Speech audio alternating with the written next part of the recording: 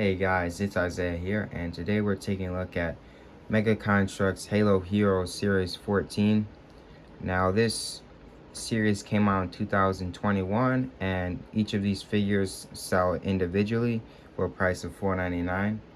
So first, let's take a look at the Jackal Freebooter, which we have on the left here. So I think this is probably the least exciting figure out of this series. Being that it's a Jackal. But I will say for a Jackal, it's a very good figure. He has a lot of paint applications. Like you can see the silver on his back here and on his butt as well. He's got painting on the arms. Very, very detailed figure. And it's nice to get him in such an easy way. You can just buy a bunch of these. He also has a plasma pistol, which is spot on to what we see in Halo Infinite, so I love that. It's a bit matte, maybe could have been more glossy, but I'm not mad at it at all. I think the base color is this purple, and then they painted the gray and that kind of cyan color, if I'm not mistaken. Then you can see he has paint applications on his eyes as well as his mouth, and he even has a hole on his head in case you want to put like a helmet or something on. I know if you have the Jackal snipers, you can put the helmet on that. So yeah, overall pretty simple figure. He does of course come with his shield, and that piece you see there is an extra piece. It's already put on. The whole figure is built out of the package, but kind of cool. Definitely a lot more detailed than the older shields we got. It even has like this marbling effect, which I think is nice. It makes it look more accurate to see what we see in game. And then of course he does have the stand that says Jackal Freebooter in silver, and then the rest of it's green. So yeah, it looks good. Good figure. Very cool to have. Nothing too crazy, but definitely nice to get them in such an easy way. And then we have Hyperius. Now, this is the second Hyperius. We also got him in that anti-aircraft set. I think this is about on par with that other one. I don't actually have the other one, but I think they're very similar. For the most part, this one does have a painted gravity hammer. He also has those red details as well as the silver, not silver, like kind of like a light gray. I'm kind of underwhelmed by this paint application. It doesn't really look like much. Also, I don't know what they base it off of, because Hyperius does. I don't remember him even having a gravity hammer in game. I think he had a Ravager. But I know when they released this series, they didn't have that mold, so I guess it kind of makes sense for him not to have a Ravager, but whatever. Then he also has, of course, Locke's helmet as the shoulder pad, which is cool. It's a shame we didn't actually get to see what happened with Locke in game, but yeah, it's kind of a sloppy paint job for the visor, but I mean, it is very, very small, so I wouldn't expect much. He has a lot of paint applications on himself as well. As you can see, he's got the red. He has this silver as well. Then he has this marking on his head. I think that's the banish symbol. Then he has on the left shoulder pad, he has this same shoulder pad we see on the Arbiter, but just in this gunmetal gray. And you can see he has an asymmetrical armor plating for the legs. So yeah, overall, I think this is a really good figure. Oh, also didn't mention he has the like orangish reddish hair. You can see I got a little bit of orange splatter, which is kind of irritating. I hate getting that for these Halo Hero sets. It's very minor, so I'm not too worried about it, but definitely point it out. And then if you take his helmet off, he is, of course, Craig. We've seen like 30 Craigs Actually, probably way more than that by now, but yeah. So yeah, cool figure. Of course, his stand says Hyperius. Got the green and the silver painted on.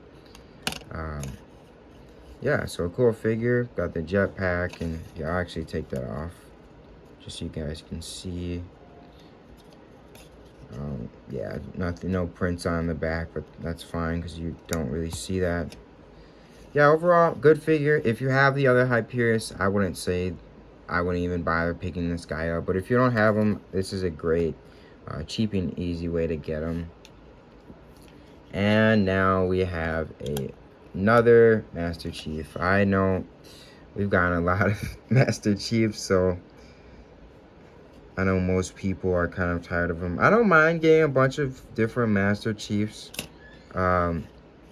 This he's good. He's a bit dark, but they can't just keep using the same color, so I'm fine with him going as a dark color. I really do like it. It's about a shade darker than the green we've been seeing on a lot of the Master Chiefs. As for the detailing, not really a Halo Heroes level quality figure to me. Like, he has, you know, the 117, and he has that battle damage, which looks nice. Especially from a distance. When you get up close, it's like pixelated, which I'm not a fan of. I think that's just how the print came out. His helmet's printed very good though. He has this silver for the lights painted on, and then he has a lot of black. And you can see I did have quality control issues with the helmet. Almost looks like someone like touched his visor and like smeared it, which is really unfortunate. And then you can see I have green all over the undersuit. I'm not really sure how that happened. It's on his chest, his legs, not really on his arms, but yeah, it's on his back pretty bad. Luckily, I can just take an extra body I have and just replace it. So I'll probably do that after this review, but it's always disappointing to get these quality control issues with Mega. I love Mega. I really love Mega, but they gotta get these quality control issues under control. Then of course he has the Master Chief painted on his stand, and he has a painted Mangler, which looks nice. I'm digging that as always. It's in this gunmetal gray, and then it has these light gray accents with silver for the ammo pouch thingy. And yeah, so a good figure.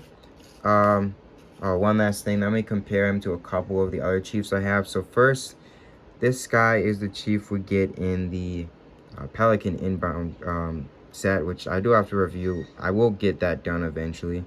But yeah, green is a bit lighter. I mean, for the Pelican Inbound one. But yeah, I like the Pelican Inbound one more, but I think this he's nice. He doesn't have the silver distress marks on his body, but that's okay. And then we have the Brute Warrior versus Master Chief pack. You can see is also lighter, and he has a lot of silver dry brushed all over him. So this definitely isn't the best Chief, but it's not the worst for sure. I like it. I like this take on him. It's a good Chief. Hopefully it's the last Infinite Halo Heroes Chief we get for a while. And then we have the Mark 7.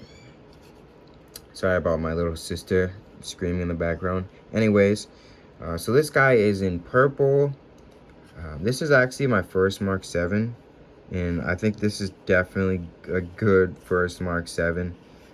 He comes in purple and silver, and then he's got all these little black accents. They painted the shoulders too, which looks great. I love when they paint these Mark 7 shoulders, because when they don't, it just, I don't know, it just doesn't look that great. So I'm glad they painted them on this guy.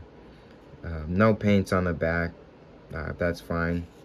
Then he has a Needler. I love this paint. It's spot on to the colors we see in Infinite.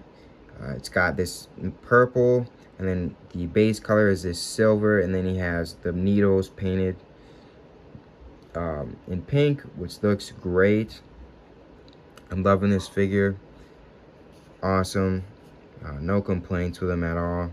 I didn't have any quality controls with this one also, which is great. And then he also has the Spartan Mark 7. I know I've been getting a lot of Mark 7s, but this is a nice one for sure. So I'm really digging this guy. Definitely worth picking up. And then last but not least is my favorite out of this series. I'm biased because I love Trailblazer slash Recon. Trailblazer is really the successor to Recon. But yeah, so this guy is in this white. So most of his armor is in white, but then the lower portions of his armor, the arms and the legs, are in like a light gray. And then he has the black painted on his shoulders, which looks awesome. As far as I can see here, I don't have any quality control issues on him, which is great. His visor came out very, very good. It's like this light silver color. And he has like the digi camo on his chest, which I love. Just looks awesome. Really, really, really nice figure. They did a great job with the Trailblazer mold in this tiny scale. I think it looks great. And then he also comes with a silver, not silver, a black with silver accents for the SMG. A little bit of light gray on the stock as well. So yeah, that's about it for him. Not really anything too crazy, but I'm digging him for sure. All right, so that is Series 14. This is 2 series behind as of the time of me recording this, but I found it on Amazon for retail, so I figured why not, you know, give you guys a review of it.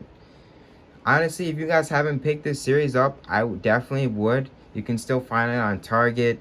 I know even on Target they have it so you can buy the individual figures online. So if you want to, you know, maybe just get Hyperius or maybe just get the Jackal or, you know, any figure, you can do that. Otherwise, I got it off of Amazon, the whole pack for like $26, which is basically retail. So yeah, it's a great set. Definitely worth picking up a few figures. I'd say probably skip out on Chief if you don't have him. I don't really think any figure in this set is a must-have, but they're all good figures. The standout for me would definitely be the Trailblazer, and then the Mark 5, sorry, not Mark 5, Mark 7 is good as well. So yeah, overall, good series. I like it, for sure. So yeah, that's about it for me. Stay tuned for more reviews. I have a lot of sets to review, so I'm going to start cranking those out when I get a chance. So thank you guys for taking the time to watch this video. Feel free to subscribe if you like this content and you want more. Feel free to like if you liked it, and feel free to dislike the video if you didn't. And I will catch you guys in the next one.